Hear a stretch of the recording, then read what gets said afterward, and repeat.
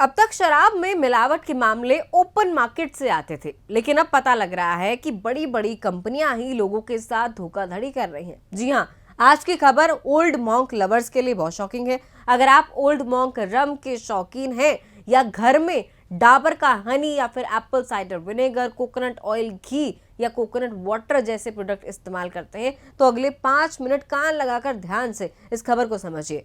देश का food regulator FSSAI इन दिनों बड़े बड़े प्रोडक्ट्स पर, बड़े बड़े ब्रांड्स पर लगातार सख्ती दिखा रहा है। हाल ही में ओल्ड मॉन्क के कुछ रम वेरिएंट्स और कई और शराब कंपनियों के खिलाफ कार्रवाई की गई है। वहीं डाबर को भी अपने कई प्रोडक्ट्स पर किए जा रहे 100% जैसे दावों को लेकर नोटिस और कार्रवाई का सामना करना पड़ा है। ऐसे में सवाल उठता है कि क्या ओल्ड मॉन्क बैन हो जाएगी?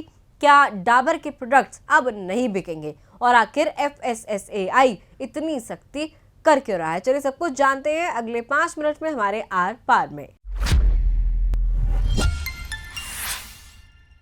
एफएसएसएआई यानी फूड सेफ्टी और स्टैंडर्ड्स अथॉरिटी ऑफ इंडिया, जो देश में बिकने वाले खाने पीने के सामान की क्वालिटी, लेबलिंग और ब्रांडिंग से जुड़े नियम तय करती है। पिछले कुछ महीनों में एफएसएसएआई ने energy drinks, package drinking water, इसके अलावा अल्कोहलिक बेवरेजेस और अब एफएमसीजी कंपनियों के कई प्रोडक्ट्स पर कार्रवाई की है। इसका मकसद ये इंश्योर करना है कि कंपनियां यूजर्स को, कंज्यूमर्स को सही और पूरी जानकारी दें और किसी तरह के मिसलीडिंग दावे ना करें। अब बात करते हैं ओल्ड मॉन्क और अन्य शराब कंपनियों पर हुई कार्रवाई की। सबसे पहले ये साफ कर दें कि ओल्ड मॉन्क ब्रांड पर कोई बैन नहीं लगाया गया है।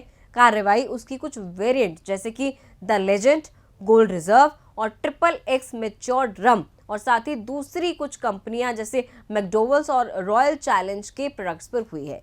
एफएसएसएआई का कहना है कि जांच के दौरान ये पाया गया कि कुछ कंपनियां रम और विस्की जैसे प्रोडक्ट्स में आर्टिफिशियल या नेचर आइडेंटिकल फ्लेवर का इस्तेमाल कर रही थी, यानी शराब का स्वाद और खुशबू मतलब अरोमा नेचुरल प्रोसेस से बनाने की बजाय बाहर के फ्लेवर मिलाकर तैयार किया जा रहा था। अब सवाल है कि इसमें दिक्कत क्या है? एफएसएसएआई के मुताबिक किसी भी स्टैंडर्डाइज्ड अल्कोहलिक बेवरेज का टेस्ट और खुशबू उसके नेचुरल प्रोसेस से आना चाहिए। एग्जाम्पल के लिए रम का स्वाद मोलासिस, फर्मेंटेशन और डिस्टिलेशन साथ ही मैच्योरेशन जैसे प्रोसेस से डेवलप होता है, जबकि विस्की का स्वाद मॉल्ट या फिर उसे लंबे समय तक एजिंग के कारण बनता है। लेकिन जांच में पाया गया कि कुछ मेकर्स न्यूट्रल या एक्स्ट्रा न्यूट्रल अल्कोहल स्पिरिट का इस्तेमाल कर रहे थे, जिसमें खुद कोई खास स्वाद नहीं होता है। बाद में मेकर्स उसमें आर्टिफिशियल फ्लेवर मिलाकर उसे रम या विस्की जैसे स्वाद और खुशबू दे रहे थे।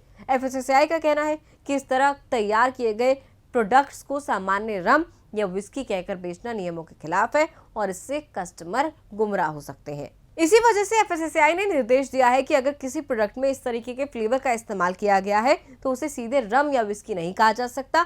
ऐसे प्रोडक्ट के लेबल पर साफ साफ रम फ्लेवर्ड स्पिरिट या विस्की फ्लेवर्ड स्पिरिट लिखा जाना जरूरी होगा, ताकि कंज्यूमर्स को यह पता रहे कि वो किस तरीके के प्रोडक्ट का सेवन कर रहे हैं या उसे खरीद रहे हैं। ओल्ड मॉन्क से जुड़ा एक और विवाद उसके एक वेरिएंट पर लिखे 7 ईयर ओल्ड ब्लेंडेड दावे को लेकर सामने आया है। एफएसएसएआई के मुताबिक जांच में पाया गया कि उस ब्लेंड में मैच्योर्ड रम की मात्रा 5% से भी कम थी, जबकि बाकी हिस्सा न्यूट्रल स्पिरिट का था। Food safety and standards alcoholic beverages regulations 2018 के मुताबिक किसी ब्लेंड की उम्र उस ब्लेंड में इस्तेमाल किए गए सबसे कम उम्र वाले स्पिरिट के आधार पर तय होती है। ऐसे में 7 ईयर ओल्ड का दावा नियमों के मुताबिक बिल्कुल सही नहीं माना गया और इसे भ्रामक बताया गया। हालांकि इसका मतलब ये नहीं है कि ओल्ड मॉन्क की बिक्री पूरी तरह बंद हो जाएगी, उस पर बैन लग जाएगा। एफएसएसएआई ने कंडीशनल रेवोकेशन जारी किया है, यानी बाजार में मौजूद पुराना स्टॉक बेचा जा सकता है, लेकिन कंपनियों को उसके फ्रंट लेबल पर सही जानकारी देनी होगी। वहीं भविष्य में बनने वाले प्रोडक्ट्स में आर्टिफिशियल रम या विस्की फ्लेवर का इस्तेमाल नहीं किया जा सकेगा और लेबलिंग भी नियमों के मुताबिक ही कंपनियों को अब करनी होगी। अब बात करते हैं डाबर पर हुई कार्रवाई की। एफएसएसएआई ने डाबर इंडिया को कई फूड प्रोडक्ट्स पर किए जा रहे 100% दावों को लेकर कार्रवाई का नोटिस जारी किया है। जांच में पाया गया कि कंपनी की वेबसाइट पर honey, apple cider vinegar, virgin coconut oil, sesame oil, cow घी, इसके अलावा कोकोनट वाटर और कोकोनट मिल्क साथ ही कई और प्रोडक्ट्स पर 100% नेचुरल, 100% प्योर, 100% प्योरिटी गारंटेड या फिर 100% ऑर्गेनिक और 100% टेंडर कोकोनट वाटर जैसे दावे किए जा रहे थे। एफएसएसएआई का कहना है कि food safety and standards advertising and claims regulation 2018 के तहत ऐसे दावे अस्पष्ट हैं, अनवेरिफाइड हैं और कस्टमर को गुमराह करने वाले माने जाते हैं। इसके अलावा एफएसएसएआई ने यह भी पाया कि Dabur Himalayan organic Apple cider vinegar और डाबर ऑर्गेनिक हनी पर जैविक भारत लोगो का इस्तेमाल वैध ऑर्गेनिक एंडोर्समेंट के बिना किया गया। वहीं डाबर होममेड कोकोनट मिल्क पर 100% प्योरिटी का दावा भी रूल्स के अकॉर्डिंग नहीं पाया गया।